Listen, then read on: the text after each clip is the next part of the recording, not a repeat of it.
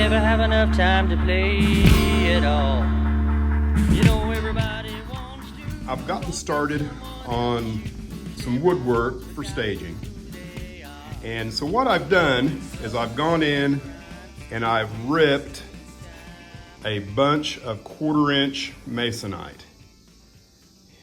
The idea is that I'm going to experiment with spline roadbed. And if you're not familiar with that, you know, it's just a matter of using something in layers and lamination that can bend, and hopefully I can create some natural curves from one place to another that really look good without having to cut a bunch of plywood. Speaking of plywood, I have gone in and ripped up a bunch of 3/4. I went with 3.5 inches, just like if you were to buy stuff at the lumber yard. And you can see over here I have another piece of plywood. I purchased this stuff pre-pandemic when things weren't like so insane. I think I got this for about $45 a sheet back then. I think it's up to like $4,000 now if you want to get a sheet of this good looking plywood. I'm not entirely sure, but it's definitely more expensive than it was. And I did it all on the radial arm saw, and I know that there were several of you who was really concerned with my safety concerning this particular device. But what I did is I went in and I added some of these extensions so that, you know, I could put a whole piece of plywood on there and slide it all the way through from the end to end. And I'm here to tell you that thing works good. And the loss of one finger is no small sacrifice when it comes to making sure that your model railroad is exactly the way you want it. Okay, I'm kidding. I didn't lose a finger. There were so many people that came out and said, I don't know why you're messing with that old thing, blah, blah, blah. And I'm telling you, it worked like a dream. I took all of the extra time that you would need to set up the table right, get all of the fine tuning of the blade to the table, and it really did. It made things so easy. And again, the whole reason I wanted it was to save space. So now if I want to rip a sheet of plywood, really all I have to do, turn that thing 90 degrees, pull out my extensions, and slap a piece of plywood, and in like less than 15 minutes, I have got that. And that is straighter and looks better than anything that I can buy at the lumberyard right now. So I guess we'll see where I go with this, because I'm still not 100% sure what kind of benchwork I'm gonna go with. So this is my ghetto test track. And where I'm at on getting ready to start staging is a lot kind of depends on what grade the train will be taking from particularly out of staging to the main layout. And so I probably don't need to do this. I think I already know what the grade needs to be, and I have a pretty good idea of what these particular trains can pull. I think I'm good up to 3%. But I've got a different variety of trains. This is a precision scale that I've got on here right now. And so I'm just kind of explaining the process. Down at this end, I'm secured down there. And then on this end, I'm going to use this device here, which you can see the various different measurements I put on it. And I'm going to slide that up underneath here and push up on this end until I get the desired grade that I want. And then I would like to be able to pull a 10-car train. That's kind of been one of the overall goals of the railroad, is to be able to pull 10 cars wherever I want to go. And so that's kind of what I'm trying to accomplish here. So stand by and I'm going to do some testing. A little slippage.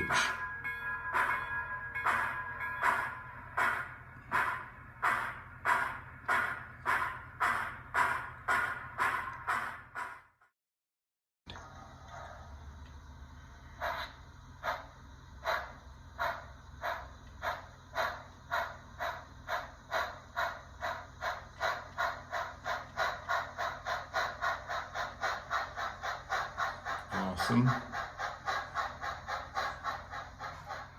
So you can see, if you plan on running C19s, the Blackstones for sure anyway, you might take that into strong consideration if you plan on having any kind of grades to pull.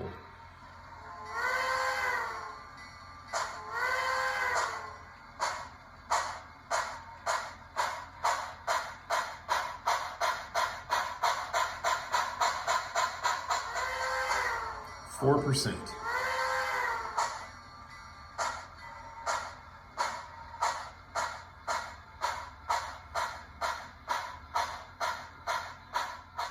Now that I feel like I kind of know where I need to be with staging and at what height I can begin the layout at, I went ahead and got started on building some turnouts. And as you can see, I've created this jig, if you will, for the tools. I got this idea from Peter Lloyd Lee. If you haven't subscribed to his channel, you ought to check him out, especially if you're into layout planning.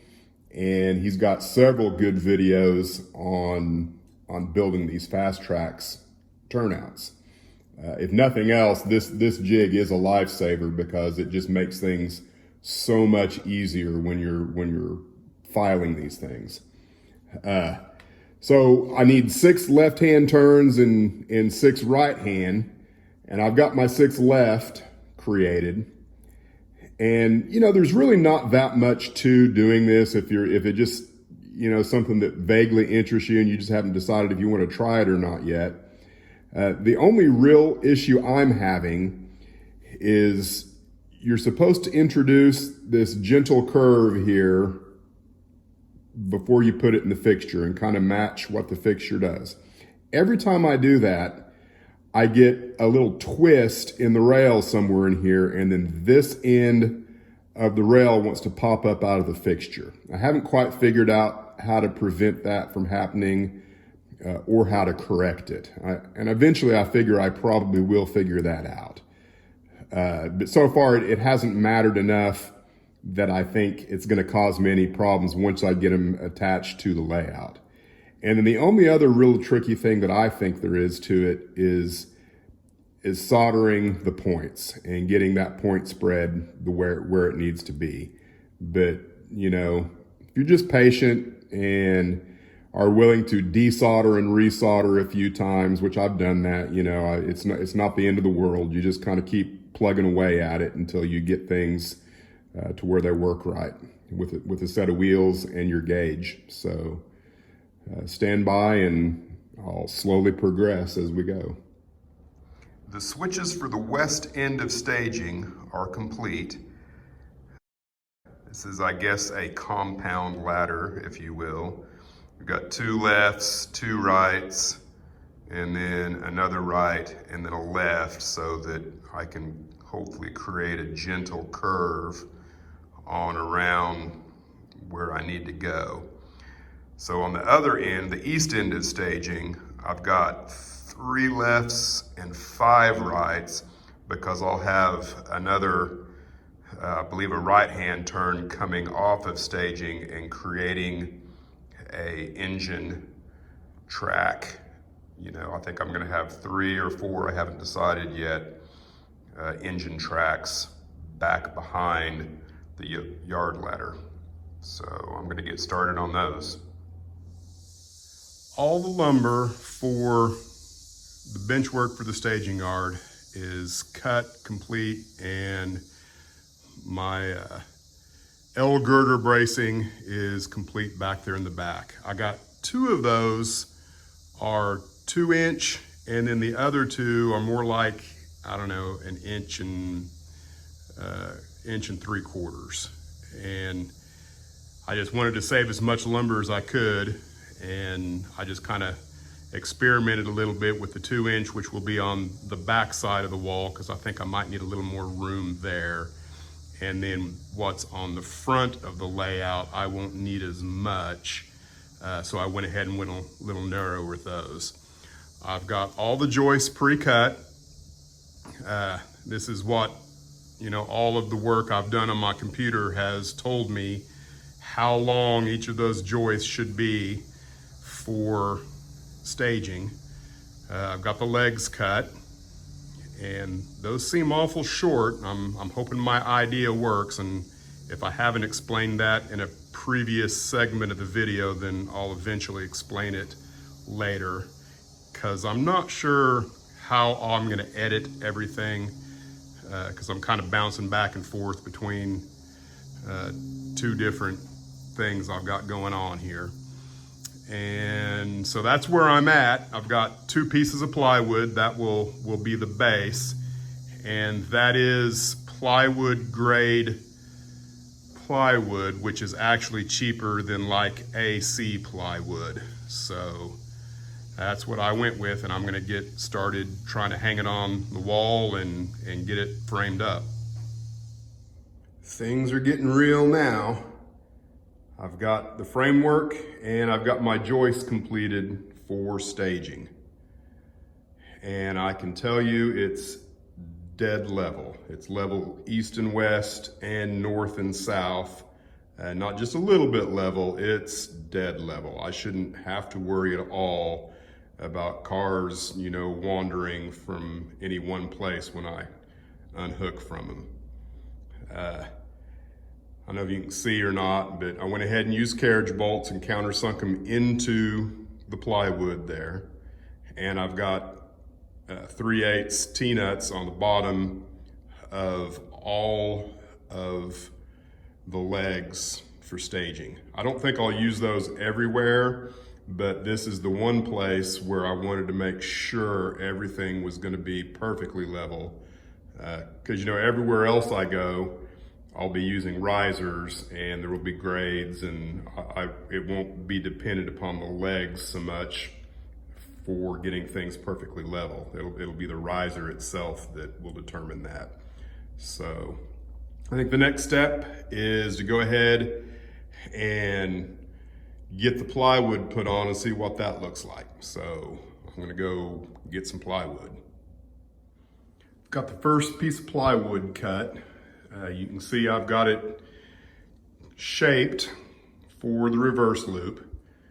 And I've got my 6-inch chunk of wood here cut for the backside to make sure I can get a 22-inch loop in there. And I've got these dog ears splicers where I'm gonna go in with 3 screws everywhere to make sure that that's nice and flush everywhere, and I shouldn't have to worry about any problems going across it with the track. And I've done the same thing here. I've got about a 4-inch splice on each side. Eventually it'll get glued and screwed. I think. I haven't decided whether I'm gonna glue it or not yet, because again, one of the things that I'm trying to do as I move forward is thinking about the poor guy who may be taking this whole thing down sometime to sell it or move it or whatever, just to get rid of it. So I'm gonna try and make things easier for someone taking it apart, and who knows, that person may even be me, because I may end up backtracking and rethinking some things and having to go back in and redo some things. I hope I don't have to, but I'm gonna keep that in mind as I move forward. So I'm gonna get this glued on, or not glued on, but screwed on and moved in. And I've got another piece of plywood I'm gonna throw up here and kind of see how it all fits together. Thought I'd show you real quick another added benefit of having this 1/4 inch masonite spline road bed. I took some finishing nails, some plywood nails, and just kind of put them in where I wanted to cut the plywood, and then clamped the spline to the nails, and then you just trace, and so you get a nice gentle curve without trying to eyeball anything. So hopefully I can cut on the line and make it look as pretty as I'd like it to. All right, well, I've got all the plywood on now. You can see this little whoop-de-doo here. I guess that's what you would call a measuring faux pas. I don't know what happened there, but I think the next thing I'm gonna do is I'm gonna go ahead and print off a bunch of the templates for the switches and try and tape and whatnot together and kind of figure out exactly how all of that is gonna go together, and then mark my main line. Once I get the main line marked, then I might go ahead and try and figure out where all of the siding tracks are, the yard ladder, and then I might go back in and just go ahead and cut out that little whoop-de-doo there that I don't know how that happened. But I'm pleased with everything as it is right now. So I'm gonna get started on printing off some templates and see if I can't figure out when to start nailing track. So I've made some copies of track here. I just threw a piece of 10-inch track up on top of my copier in the house, made copies so I can make different lengths of track here. And I downloaded Fast Track's template for their turnouts. And I got started trying to figure out how this is gonna work. And so where I'm at right now is that this looked a lot better and was a lot easier to do in the software than it appears to be in real life. Getting a natural curve from here to there and joining these tracks here somewhere in between and getting all of that to be nice and smooth just might be a little more difficult. I think I can do it, but I think what I'm gonna go ahead and try, since paper's cheap, is to go ahead and create a standard ladder running across the back, which, you know, I didn't really want to do that because that's gonna push a lot of the switches back over here in this corner. And Murphy says that I will end up being bent over and leaning into here messing with switches when I don't want to be, because I wanted all of my staging tracks to be closer to the front edge of this than they are if I put it on the back side. And I think that's really the only way I'm going to be able to make it work. But I'm going to mess around with it with paper and kind of see what I come up with, since I've got those options. Well, I made an attempt for a more traditional yard ladder, and you can see that at best I would probably end up with 4 usable sidings. And even if I were to move this maybe over just a little bit, I might be able to sneak a yard track on that side of the return loop, the reverse loop. But if I did that, then back over here, my reverse loop, then, you know, I'm trying to keep that at a 22-inch radius. And I think if I move this whole thing over enough to get another yard track on this side of it, I'd end up with maybe an 18-inch curve there or something that I just really don't want. And even still, I don't have a lot of space here. I might be able to have one of these yard tracks in here, might be able to hold a whole train.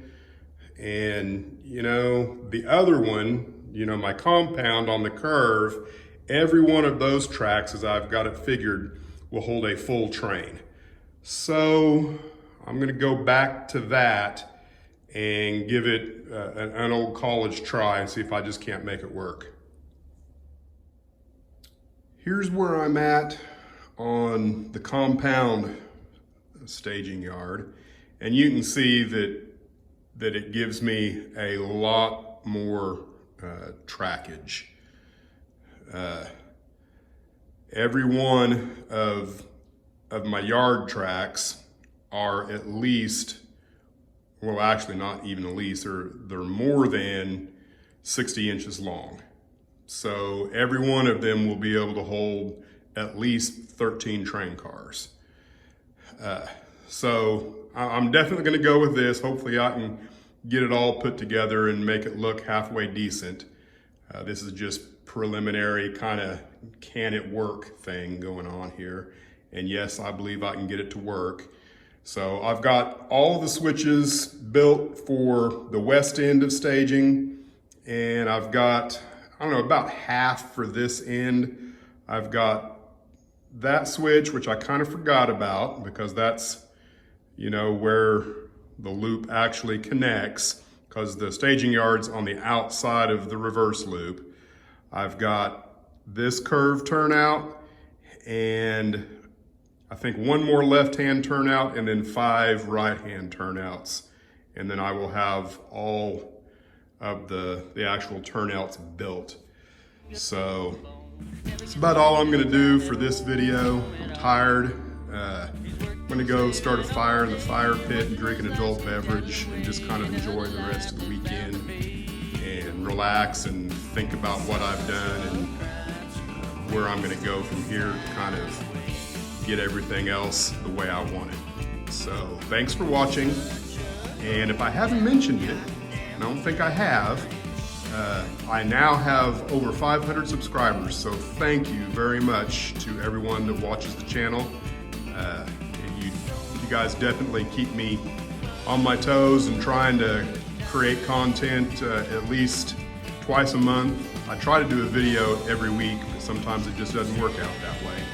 So once again, thanks for watching and stay tuned. I've got a lot more railroad to build.